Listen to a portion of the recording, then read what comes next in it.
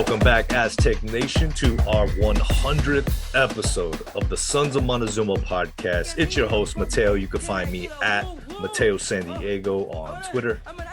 And for joining me today are my two co-hosts, of course, the one and only K5James and the dirtiest of the Dans, Dirtball Dan. Yo. I haven't been keeping up with a lot of this stuff, to be honest with you. Expansion talk, I'm kind of popping right now, dude. I know, especially after that Dennis Dodd article. That's crazy. Yeah, Wicker came off like a boss, dude. I mean, obviously, though, dude, I think Wicker is trying to say, you better fucking hurry up, because first of all, you know, the big thing is the amount of time that we would have to give the Mountain West. You know, it's a difference between 5 and 15 million. Yeah. Yeah, that's not chump change. Like, we're in the Mountain West still, you know? Yep. All right, I see him. I'm going to bring him in. All right, there he is. TJ, can you hear me? Hey, guys, how are you? Good. How you doing? Good, thanks. Sorry, I'm a couple minutes early. I figured you'd just leave me in the back room if you needed or whatever, but I want to make sure it got in without hassle. No, it's perfect. Right there, huh? I do so much Zoom stuff all the time that it just makes it easier because I can like swing it out of the way or whatever I need. Yeah, looks good. Awesome, man. Makes it easy. We've been seeing you fight the good fight on some of the Big 12 propaganda and whatnot. Yeah, the thing is like there is a group in that conference that really advocates a lot of nonsense, and I think that if you hate to argue with those because I try not to argue with people that say like I want, like there's a spectrum of people, they're like I wish this would happen. Like, okay, that's cool. But there's a lot of people that go around and they say a lot of nonsense. And one of the things is I think it's actually damaging because it creates this like animosity back and forth. And it's like, I think we have to set the expectation for people like this is not going to happen. Utah and Arizona State and Colorado, they're not going to you. So don't have that as an expectation. Because, I mean, I'll give you guys an example. Fresno State is a great place that would be a phenomenal member of the Big 12. I actually think the Pac-12 should offer them. It's a whole nother, it's for strategic reasons, but like they would be great in the Big 12. But to these Big 12 fans who are really upset, like they think they're going to get Arizona. And then when you talk about Fresno State, they start to freak out and get upset. Well, they shouldn't freak out and get upset. Fresno State's a top 30 ag school in the biggest state in the country. That would be a great catch for them. And I mean, you guys are a whole other side subject, right? Because, I mean, I have my guess on what is going on with you guys. You guys probably know better than I do. But, I mean, I figure you guys are going to end up in the Pac-12 very, very quickly. So what did you think of the Dennis Dodd? I saw where you thought the Dennis Dodd article with the quotes that they had almost made it seem like they wouldn't be talking out loud as much if there wasn't a possibility or if it wasn't. So there's the Dennis Dodd article, but there's also a John Canzano article where they were the Huron guy, the guys who was the guy who used to be athletic director at Duke, and now he's a senior partner at Huron Consulting, like went on the record and talked about it. Now, I work in consulting. I've literally have done this for, 15 years now. Like, the number one thing you do is don't talk about your client's confidential information. Like, that is number one thing you don't do. Absolutely, unless your client wants you to. Yeah. And so they went on record. Like, you don't ever, like, there are like 5 pages in my little like freelancing work stuff when I do that, like on the contract that's about confidentiality. And they're talking on the record to John Canzano. Like that is not an accident. It was my big thing. Like right. that is a choice. So like if we imagine like imagine a grid, like a decision grid, like 2 by 2, and on the top is like is there a deal in place for San Diego State already to join the Pac-12? Now let's remember Dr. Delatorre, who is as Cal Berkeley as they come. Like if she cuts herself, it probably comes out blue and gold. I mean, maybe not anymore, but probably used to.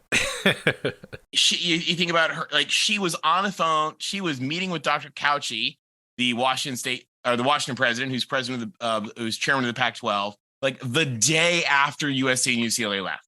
Like the next day, like I think it was like July 1st or whatever, she was meeting with the Pac-12. So your first thing, if you imagine like up top, yes or no, is there a deal in place already? Yes or no?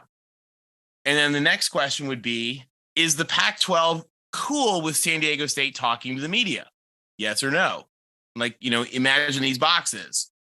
The Pac-12 does not, like you'll notice they have not taken the pot shots at the media. They're usually very buttoned up.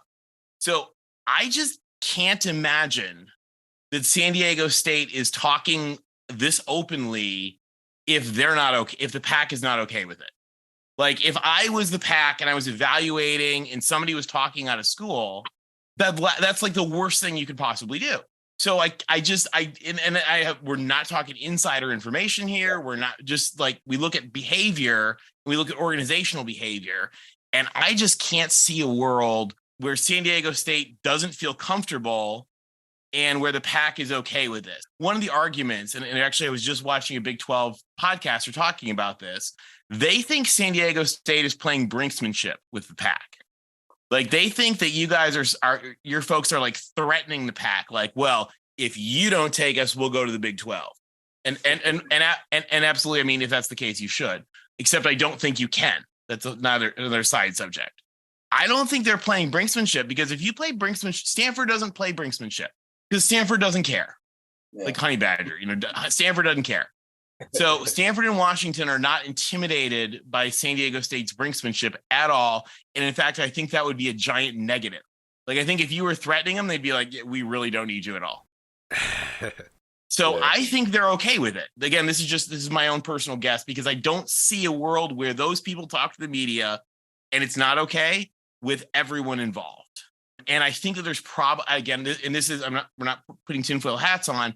I think it's a messaging to San Diego State people to be like, we're going to be okay, like to settle the San Diego State people. Because here's the thing, as of right now, you can't go to the Big 12, and the Big 12's contract does not allow any financial extras for them to add any current G5 teams.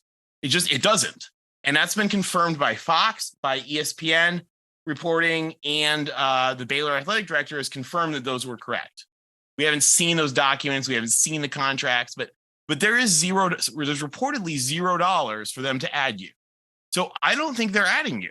That's everything I've heard. Is that what you guys have heard too? That's what I keep hearing in terms of the Big 12. Their people talk, like their Twitter people talk. Yeah. But like, if you actually look at the deal, you say, okay, where's the money? So if you think, even if they gave you a half share, say, like every one of them would have to chip in, say they were taking you and somebody else, they're not going to take one. So every one of them would have to chip in $2 or $3 million to cover your cost, even at like a half share. I don't think that's happening. Because by the way, they don't have as much money as the Pac-12 schools. Like their schools do not have as much money. So I've actually done studies on like how important are football revenues, because all the money's in football. How important are football revenues to your university budget? And the truth is, in the Pac-12, not much. No.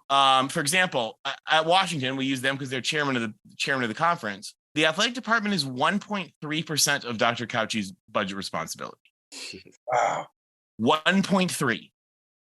Now, it takes a lot of her time. She's chairman of the PAC. Like, it's a lot of her time for 1.3% of our budget responsibility, but it's 1.3%. At UCLA, it's less. It's like 1.1.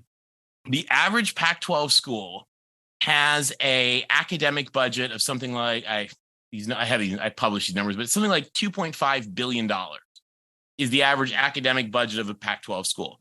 The average academic budget of a Big 12 school is $750 million. Wow. They're just different institutions. I love the Big 12. I have so many friends from Big 12 schools, not their crazy Twitter people, like who I wish Elon Musk from Stanford would just shut down their accounts. Like, he needs some like muscling. You guys probably don't know this. In the old days of the PAC, when they were creating the PAC in the 1950s, and they were the fights of the Pacific Coast Conference, they completely owned the news cycle because Mrs. Chandler and Mrs. Hearst were both UC regents. Oh, man. So the entire West Coast news organization had their wives on the UC regents, and shockingly, Oregon couldn't get any good press. I wish, Stanford grads would do their thing and smack this stuff down. But I think that you look at you guys, and we could talk for hours about why you guys are a good fit. Dennis Dodd covered it well. You guys are ready for the Pac. The other things. You guys have seen the charts I've done. Anything that's wrong with San Diego State, we say wrong, has an asterisk because of your role as a Cal State school. That why are you guys ranked where you are? Well, you're ranked where you are because you don't have a lot of PhD programs. Why? Because you don't give PhDs. Just not what you do because of the structure that they put in place with the master plan. That's okay. The thing is you look at that stuff, you say, okay, that's okay. Look at SMU, phenomenal school. Oil barons go to SMU, quite literally. Like the real people that the show Dallas was based on are from SMU. All would have gone to SMU. The Hunt family who are on their way to the Super Bowl, they all went to SMU.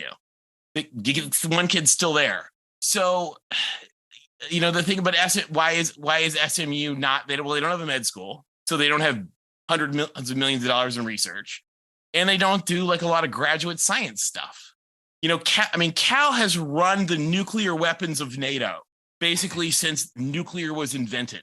Pauley, as in Pauley Pavilion, wrote a check for the first cyclotron for like the separation of the atoms or whatever's happening there. Why do they have all these billion? Well, that's what they do. SMU, okay, graduate science isn't as much what they do. Does that bother us? No, it doesn't bother us because SMU is a phenomenal school. You guys are a phenomenal school. Your admissions rate is lower, is better. Last I checked, it was better than every school in the Big 12. It's harder to get in San Diego State than any school in the Big 12. Does San Diego State have the academic credentials? Yes. Do you have an important TV market that's critical? Yes. Do you have the culture that I think fits the Pac-12? I think so.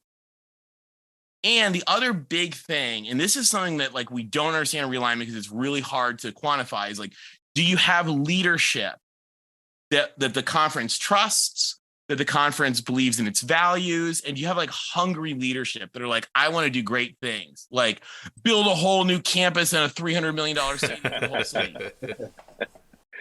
Like you can't show like commitment more than what you guys have done. Like, oh, let's build the NFL stadium ourselves.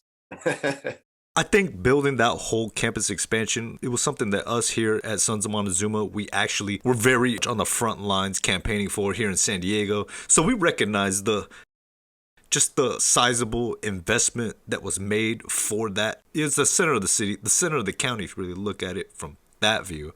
And just all the advancement they're going to make in research and the purpose of it. So now that that's in place, with everything going on with Pac12 Media deal, and everybody's waiting to see what's going to happen with that. I'm looking at your charts and all the academic ranks and everything you got here labeled. What is, in your mind, what's prolonging this decision as far as San Diego State being that no-brainer or possible SMU being that no-brainer addition? So here's what I think is postponed, and I could be wrong in this, but like, we're making up number, like I don't want to like assume numbers, or whatever. Yeah, right. But if you think about it, the truth is for the media rights stuff is you're selling packages of X number of games. So, and we're making up numbers. We do not know what those numbers are going to be. So I'm totally making it up right now. But like, let's say ESPN says, oh, hey, we'd like a Friday night game and a Saturday night game, and Amazon says, okay, I want a Saturday afternoon game and like a late night game, whatever. And they get to it and they get together and they say, okay, we want to have 4 games from you, and we'll throw the 5th one on ESPN Plus, or whatever the number is. Say that there's only really money for 5 games. On average. Okay, remember, you guys, the schedule is more complicated than that. I know your readers are going to tear me apart in the comments. There's buys and non-con, but like, we're averaging here, right? And an average conference weekend, you have 10 teams, has 5 games. So somebody's like, okay, well, we want, we can only sell 5. And well, if the 5th one is just being thrown to ESPN Plus, like that's really for free, or, being thrown to random extra streaming, that's really for free. That doesn't count. So then the question is, you guys and SMU, or just you guys, whatever, is adding a 6th game. So is there a market for that? I think so. Bob Thompson, former president of Fox Sports, who talks extensively on Twitter about it, thinks so. The question is just making sure that the negotiations have that, and that's the money. That's the holdup. Because I think the only thing that really prevents you guys from having an invitation, this is, again, purely my opinion. This is not insider information. So again, so you guys know, I try to help folks look at the data, look at the strategy, say, what are we doing? I'm not reporting inside information. There are some actually cases where I do get some inside stuff, but I don't try to traffic in that, and I actually don't usually admit that it came. But like a good consultant, unlike your consultants, I wouldn't talk to the media about what my people said unless I was being told, which is why I think you're going to the PAC. But if the conference can't sell it, then they're probably not going to eat the cost of adding you guys. Now, again, and we can think about like how important is it to the cable networks to have Southern California and Dallas. Yeah. Again, seems like a no-brainer to me, but I'm not in the room. I've been told, and this makes a lot of sense to me, and I think it's pretty credible, that they are going to look at a 10-school model. And remember, you guys think about a board, right? Because I make these presentations for my clients. Like, you go in and you sit down with the board and you're like, okay, we have 4 options and we're going to pick one. And here's the numbers and here's what it means, and all this decision. I've been told they're going to look at it. They're looking at a 10 model. They're looking at 11 model, which is you. They're looking at a 12 model, which is presumably SMU.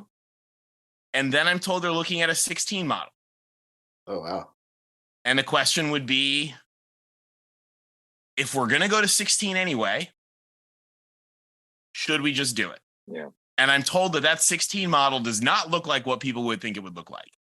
Again, I don't know if that's we don't know what they're going to do. Now, again, the way all of my clients present to their boards is pick the middle one. Like everything in life is pick. Okay, you're going to pick the middle one, and the middle one, I presume, is 12. Okay. Is that the Goldilocks? That's how the Goldilocks. That's how like version? every corporate presentation is like that, right? Like, okay, do you want to go a little crazy? I mean, yeah, safe. You got to be safe, consistent. Yeah, I mean, I was told in the last presidential administration, they were a little surprised because they came up with actions in Iran, and like the most ridiculous one was assassinate Soleimani, and the president was like, yeah, let's do it. That was not what the Pentagon was expecting. You probably want to cut that. We probably don't want to get political. But I used to work in foreign intelligence. So I was like, when they did that, I was like, what? And then I found out they gave the president like 3 options, and he took like the one on the far right. Yeah. And I think, I think they picked the middle one. Just, it makes sense. I mean, again, great school.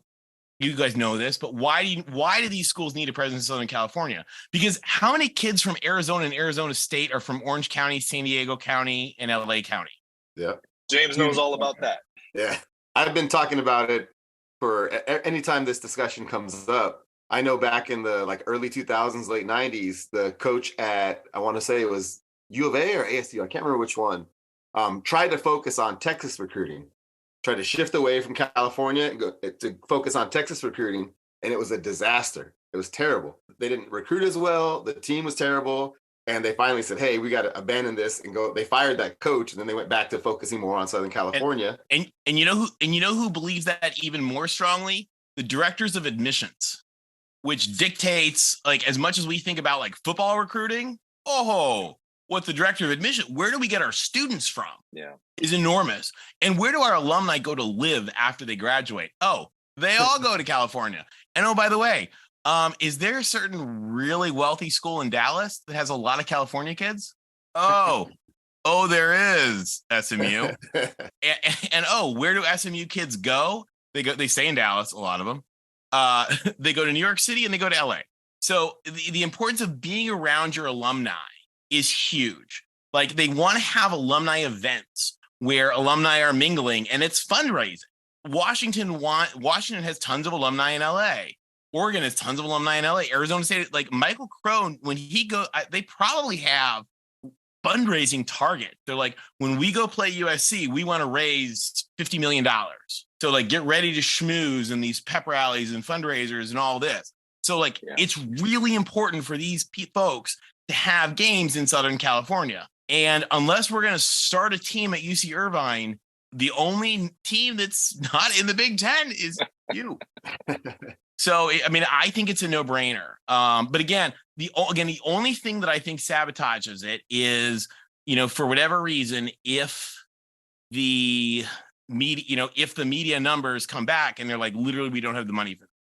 But I'll tell you in all honesty, and again, I could be wrong in this. I could be wrong, but I also look at things and you make financial decisions and you make strategic decisions. And if I think about those types of folks, again, I don't know what Michael Crow's fundraising target is when he goes to California, but it's probably $25-50 million. Whatever it is, it's more than it would cost him to just eat the cost of adding you, to be totally honest. Yeah. I look at the math and the importance of out-of-state students from California being attracted and involved in hearing the brand of Arizona and Arizona State and Colorado and Oregon and Washington and all those places. Like, the math to me is simple, that you would add that if I was a president, I would add you guys. And even if the networks were like, we won't give you have to pay us for San Diego State, I'd be like, I write the check. Now, presidents don't always think like that. UCLA has the most like asinine accounting shell game in the world with its athletic department that does not look holistically at its athletic department and plays games with its finances and all that. If somebody thinks like that, that is a really dumb way to think, and it is a poor way to run your organization. Maybe that's what they do, and they don't think like that. But I can't see a world where you don't do it. It doesn't make sense to me. It's almost like it's optimistically we want to say it's like a fait accompli that they're going to be there, because like you said, it's just strategically it makes sense. Financially, it eventually will make sense, whether it does initially just based on the value of SDSU athletics. But in the long run, financially, it makes sense, as you said, for all the other reasons you pointed out. And here's the other big thing is that, quite honestly, like one of the most important things too is, remember, when these folks are choosing a school to add, they're doing a couple things. One, they're putting another president or an athletic director in the room with them. So like, is this somebody they trust? Well, I mean, let's be honest. JD Wicker is awesome. Yes, you trust JD Wicker. Dr. Delatorre, they think she might replace Carol Christ. So like, yeah, you trust her because she might be with you in blue in 5 years. Don't say that. She'd probably get mad at me for saying that. But like, I mean, these are people that you trust. Organizationally, you think about values of your school. Is your school filled with scandals and problems? No. I mean, everybody has little issues, but like, you're not a scandal-filled institution. You're not Art Briles Baylor. Do you have fundamental values problems with the conference? Do you have a, let's just call it, 150-year history of discrimination? No. Right. No, you have like 5 stars from Campus Pride. Like, I think you do. You certainly have 4, if not. Like, just you check all of the boxes. You don't have fundamental problems. I'll tell you another thing that's very important to the PAC is the way that they schedule games is for non-revenue sports, for Olympic sports, is very important that they do it in a way that minimizes disruption from class time. So are you a school with a really stupid rule like you won't play on Sundays? No.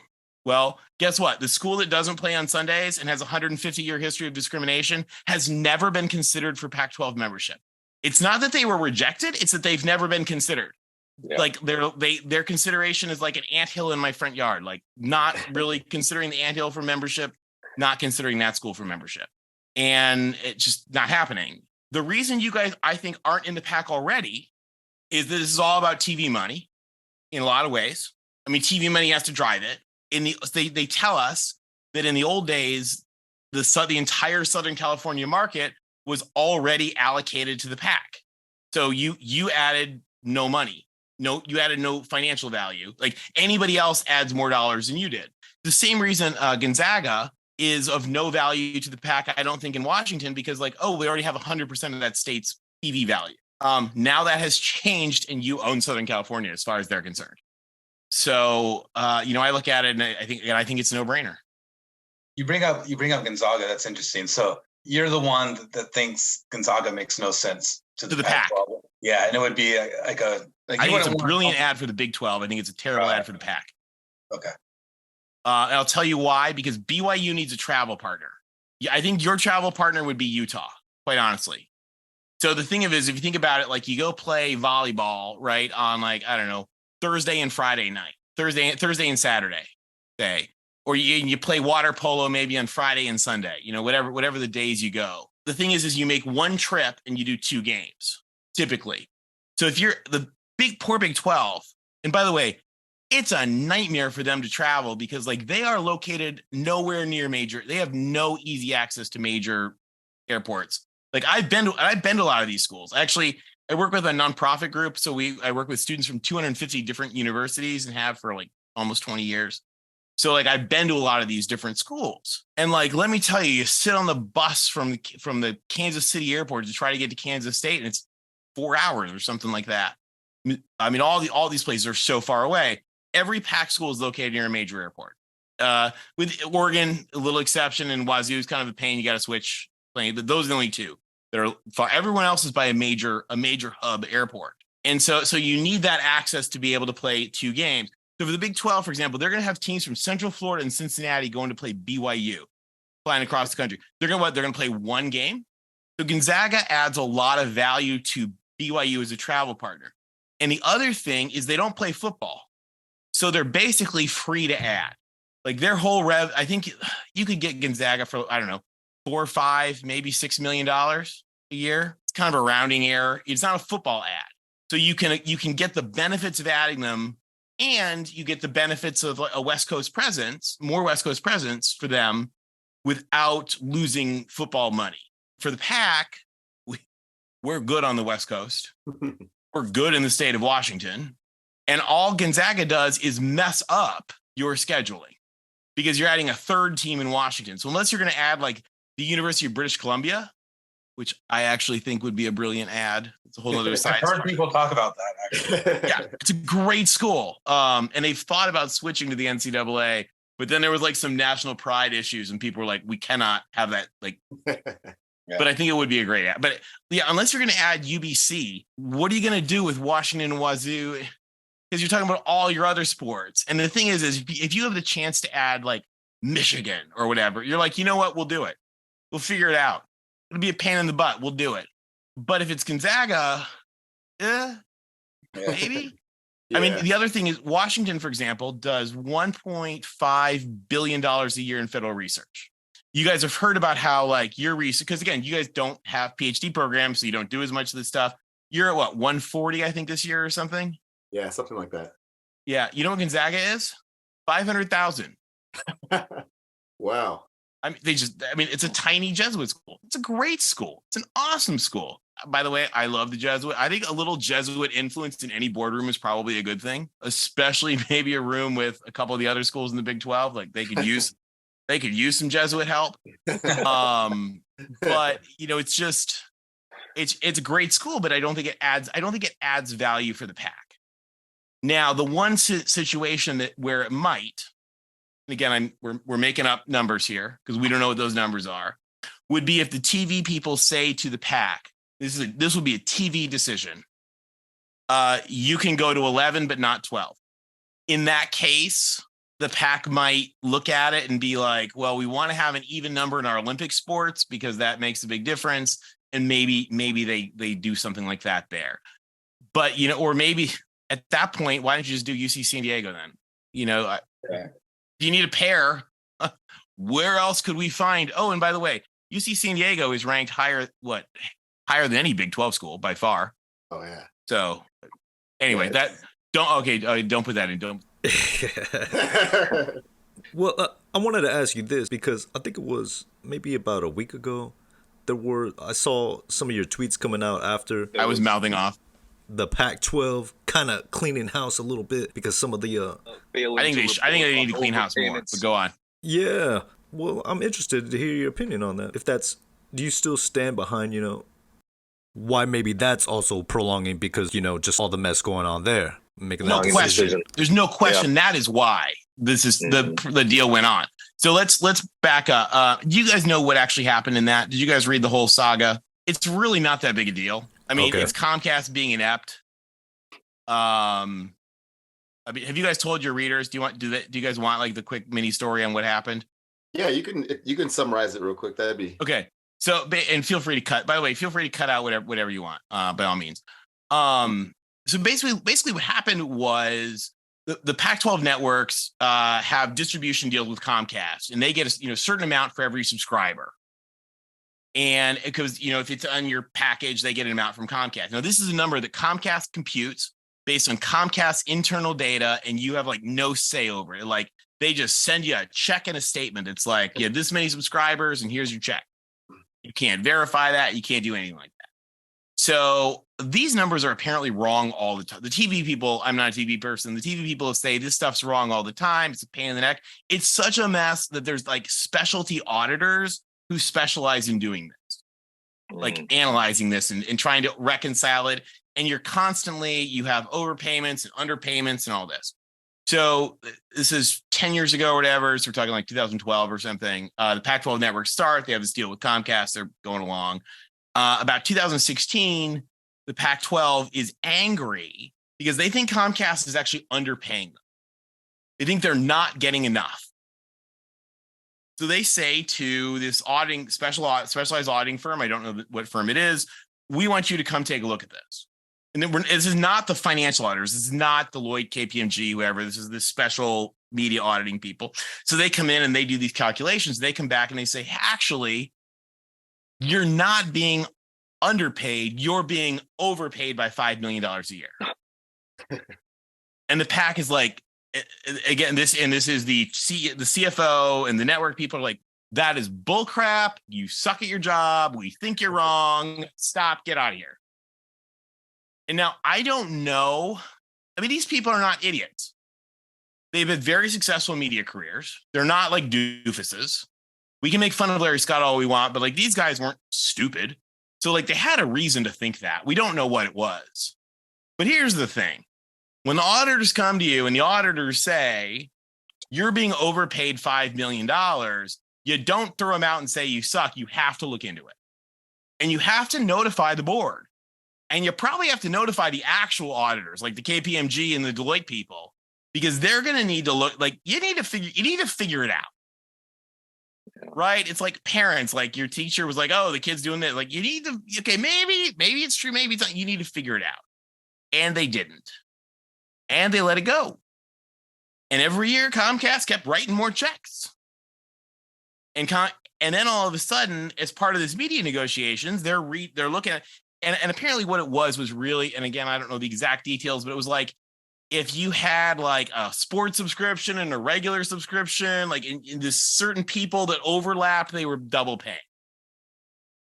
The details, it really doesn't matter, but it's something like there was a small population, they were double paying 4% of the network's revenue. It's not that much, but it built up over 10 years. So as they're getting ready to do these media negotiations and they're cranking through these numbers, all of a sudden Comcast realizes, wait, we're double paying for these people. Well, now it's $50 million. Oh my God. But and again, not that big a deal. University of Washington is on a $9.2 billion budget. Like, are they? So basically, each school for the next 2 years is going to get about $2 million less. That sucks, but like, it's not the end of the world. Problem is, from a leadership standpoint, you can't have people in your organization that hide stuff like that. Yeah. And you can't have people that make bad judgment where they don't think it's a big deal to look into. So yeah, you got to get rid of those people. And I honestly believe that the Pac-12 is the Pac-12 from history standpoint. If you guys ever want, we can talk about the wild history of the Pac-12. How it was created puts the Real Housewives to shame.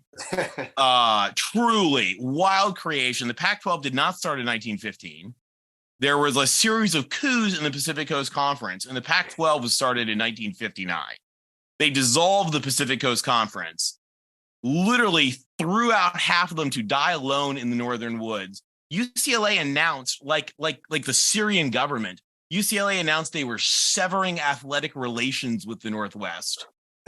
I mean, it was craziness. Meanwhile, like, I mean, and the people running this, by the way, are like Admiral Nimitz, as in like Nimitz class carriers. Yeah, was UC Regent.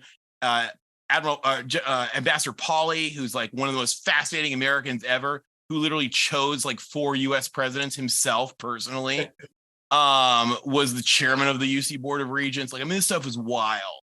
It's this crazy history. But it was one of the best. It was that they reorganized when they created the new conference. They reorganized to get rid of all the old crap, and they really had the best run conference in all of sports from 1959 until the hiring of Larry Scott. And for a number of reasons, Wazoo was very influential at the time. Bill Moos was the athletic director there. Like, I honestly think Larry Scott and Bill Moos were like the cause of everything wrong with everything. The Pac-12 had unequal revenue share, but they did it in a way that was very successful. And the conference was brilliantly run. They won way more like exponentially more championships than anybody else. They made more money than the SEC. Like, everything was better. And then Larry Scott and Bill Moos literally ran it into the ground. And I think that you need to get rid of the people who ran you into the ground. Your bad officials need to get. Now they did. They started to get rid of them. They got rid of Mothershed. They need to get rid of Duddy. They need to get rid of their crews. I mean, they need to make changes, but you have to start by saying like, hey, what we did was bad, and you were in charge, so you need to be replaced. And that's what happens in the world, right? Like, I'll tell you, it was very painful when Lynn Swann did some terrible stuff running the USC athletic department. And when they brought in Mike Bone, like, some wonderful people had to go, because that's what you have to do. So I think the rest of the Larry Scott world needs to. Are they still there? Are there a lot of Larry Scott people involved? Yeah. Kliakov did not replace a lot of people. Now, I don't know these people. And so I don't want to like make, other than officiating and maybe football, like I don't want to make judgments and be like, this guy needs to go or that person needs to go. Other than officiating, who they all need to go. All the people that thought that officiating is okay need to not work there anymore. Yeah. It's like, was officiating okay? No, yes. Okay. Everyone below you is gone. Like, that's how you have to, that's business, right? Like, that's how you run the business. You sucked, and your boss who thought it was okay. You got to be careful what you ask for. They might bring the AVC championship crew down there to. Have you seen Mike Mothershed referee a game? I mean, did Lincoln Riley actually have a stroke before halftime of the Arizona game when they just like made stuff up? I mean, they're so bad. And so Kliakov is awesome. He is brilliant. And the guy was the first CEO of Hulu. Like, the guy is great, and he has the right personality. The other thing about the Pac is that it's unlike the Big 12. Like, they don't feel the need to like appeal to the Twitterverse, right? Like, they just Dr. Cauchi, who's this brilliant professor. I mean, Dr. Chilton, who I've met, we've interviewed on our post-game show, who's this brilliant anthropologist from Washington State. Dr. Christ from Cal. Like, they do not lose sleep because like Cyclone Larry 69 has questions about their conference. And I think Dr. Delatorre would probably fall into that category. Yeah. I think they kind of need to punch back a little bit. I know. But I also think remember, this is also like literally Google, YouTube, Twitter, their CEOs all have Pac-12 degrees. So I think that they're not used to having to fight in like own the press cycle. And the Big 12 has been really good at that. The other thing is there's a lot of bitterness because there's 2 ways to look at what happened in 2021. And that is every member of the Big 12 and a whole bunch of other people applied to join the PAC. And the PAC decided that the 2 options that made sense for them would be to take TCU and Houston, or not to take anybody. And they presented to the board, and the board, led by USC, said, are we going to lose money? And the answer was, yes, we're going to lose money, but this is a time we can grab people if we want to grab people. And USC and UCLA, who remember, they used to have unequal revenue share. In 2010, USC got more money than Alabama. And they said, no, we're sick of having less money. We're not going to give up and have less money. So they said no. Now, the way to look at that is the Pac-12 did not raid the Big 12 when they could have. When every single one of them begged to join, they didn't take any. Or you can say the Pac-12 rejected them all. So did they not take them or did they reject them? Depending on your perspective, one of them you should say the Big 12 exists today because the Pac-12 did not raid them. Another way you can say is they rejected us. Texas tried to dance with the Pac-12 for like 30 years. Texas was on the verge of joining the Pac-12 multiple times, and the Longhorn Network is the only thing, like the carrot that like saved them another time. And Texas Tech has like Lucy with the ball, like the Pac-12 kept pulling the ball away from Texas Tech. And who's the chairman of the Big 12 right now? Oh, it's Texas Tech. I honestly think Baylor's next. And by the way, the Baylor president is awesome. She's chair of the NCAA. I think she's next to be chair of the conference. I could be wrong. But regardless if it's her, if it's the lady who's awesome for Oklahoma State, whoever's next in the Big 12, I think all of this little nonsense is going to go away.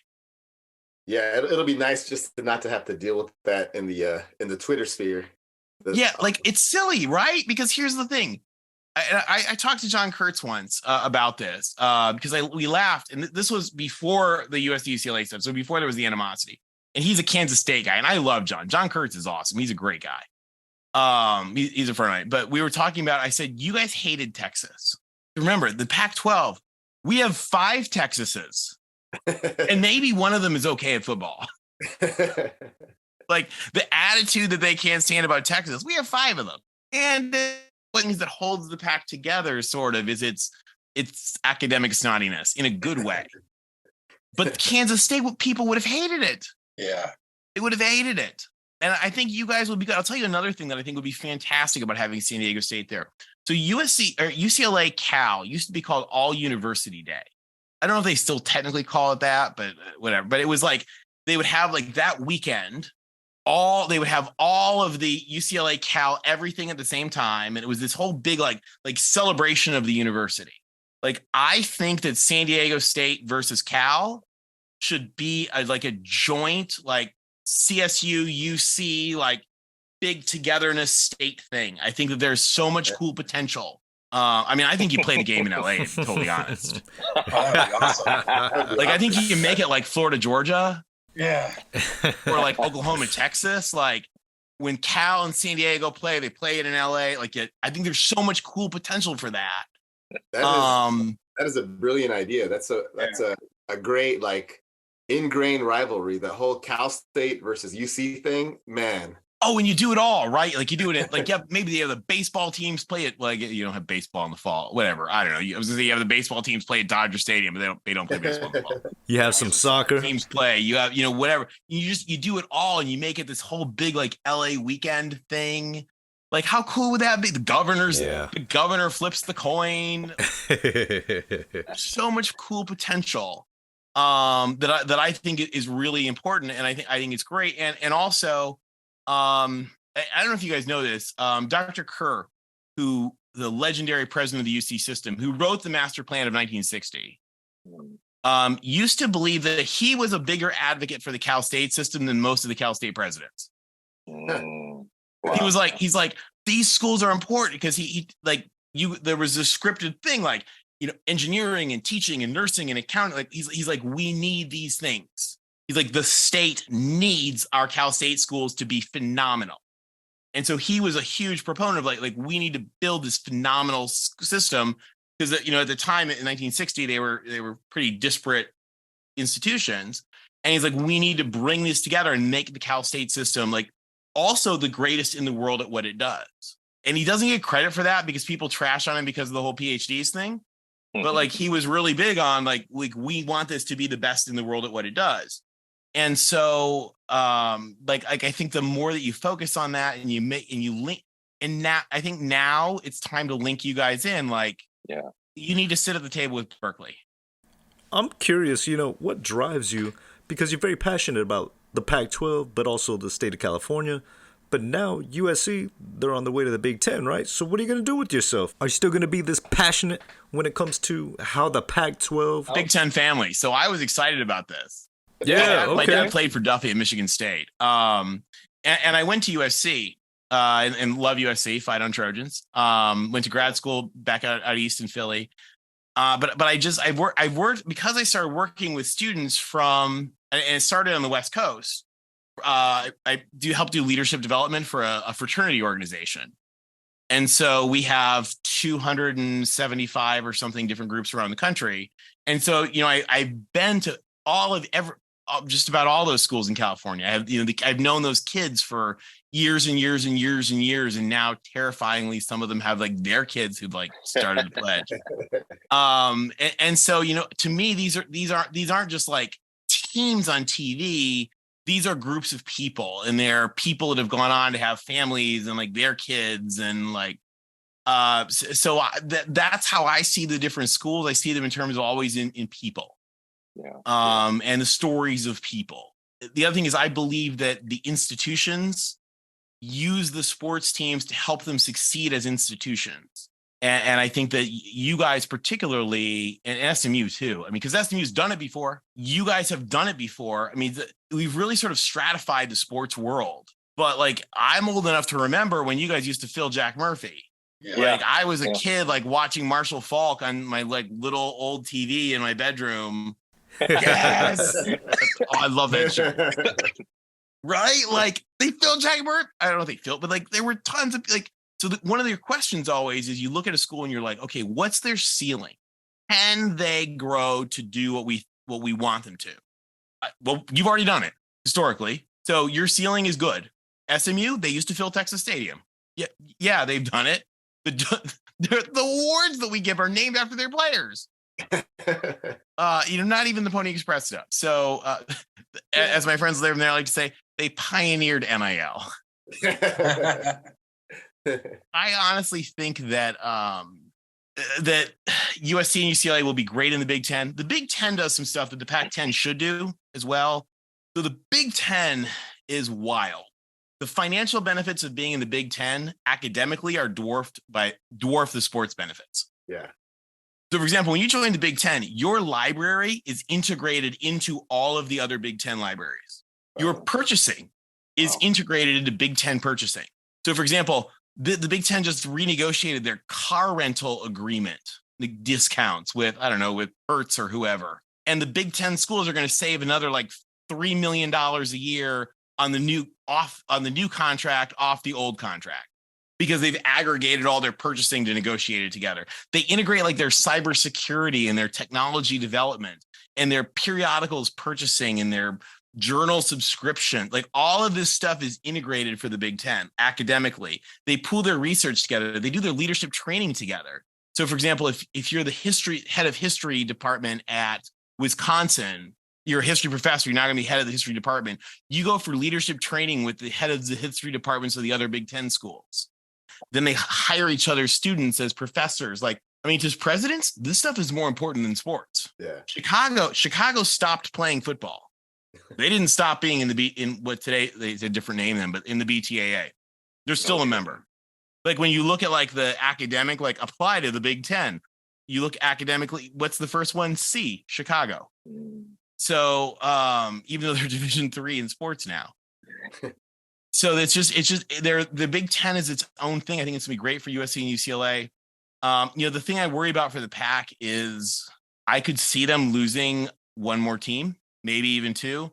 And that's why, quite honestly, I think that they should add Fresno State too. People argue with me on this, and I think strategically, Fresno State is there. I think it's an anchor. It's in California. I think you need to shore up that border. And I would, if I were the Pac, I would add Fresno as well. Maybe not now. Maybe you do it in a couple of years. The details don't matter, but we think about financially and we think strategically. If I'm thinking strategically, I think that it's important to own the state. Let's be honest. Fresno State's probably better than Stanford in football. Yeah, I think if Fresno played Stanford in Stanford, Fresno fans would probably fill up that stadium. 100%. Oh, I've seen too many of them in the Coliseum. It's scary. It is scary though. They're good. They're good. You guys are good. I mean, it's and the thing too is, again, we talk about what's the ceiling. Will you guys be able to put together competitive teams? Yes, you already do. Right. Already beat Pac-12 teams. Yeah. Football, basketball, baseball. It's happening. It's been happening for a while. Soccer. We're already in soccer. You're already in the Pac-12 for soccer. Yeah. Yeah. Yeah. By the way, do we trust your school? Oh, well, you're already members. Yeah, absolutely. You're already in. Well, I love your perspective, TJ. I think it's well received, of course, by us. Here in San Diego, all the fans. We try to retweet as much as possible, and just appreciate your perspective coming as might be USC on their way out, but hearing that voice and really bringing common sense. This is what I do for companies on a regular basis, like in real life. But let's think about the numbers. Let's think about what we do, and let's hope it works out well. And I'll tell you, I honestly, I'll be disappointed if it doesn't work out, because I think it's going to, but I think it'll be a great thing for the conference. Absolutely. We got to talk again once the decisions are made, and then we'll celebrate. Yeah. I also want to hear have an interview where you tell us the history of the Pac-12 and all the stories. Oh, we should totally talk. Oh my God, it's crazy. It's literally, yeah, we should talk about it. It's bananas. The guy who created the Pac-12, the guy who drafted the original document, is the Nobel Prize winner who discovered plutonium and built the nuke bombs. Yeah, it's crazy. So yeah, we'll have to talk about it sometime. If we get in, we got to talk about it for sure. Yeah, exactly. You guys are getting in. Hopefully we'll get the invite, and then you can give us we'll do a podcast where you do the history lesson. Hey, I think you guys deserve it. Go Aztecs. Oh yeah, thank you. Thanks, TJ. Thanks for joining, TJ. All right, bye-bye. Talk to you soon. Oh man, that guy looks great. That's the best. Dude, first of all, man, he's so smart. He pulls out just facts and history and all that shit so out of nowhere, Yeah, I like he said, he doesn't go off feeling. He goes off facts. I really love his input, and when he does his graphs and stuff on Twitter. He kind of reminds me, in this setting, he kind of reminds me of JJ Bullock. Just the guy that used to be on Hollywood Squares or whatever. Oh yeah. Yeah. And I thought it was interesting to hear that perspective on Kerr, the one they drafted the master plan between the CSU and the UC. Because it is, I understand the purposes of it, why the CSU was made, and why the UC, they tried to make the best, I get it. But when it comes to athletics, I like what he said. It's time now. Now's the time. You got to bridge that gap. And, I love the idea of Berkeley and San Diego State kind of forming that rivalry. Love that. Really an idea, man. That as soon as he said it, I was like, I never even considered that, making it a big deal. Hey, guys, I gotta go. I gotta put the kids to bed. Oh, okay. All right, man. James is taking off, man. He's gone for a Do you while. leave, James? Tomorrow morning, dude. Wow, man. Are you gonna have access to your phone and stuff? Yeah. That's all right. I'm gonna bounce out, guys. All right, later. Thank you, man. Later.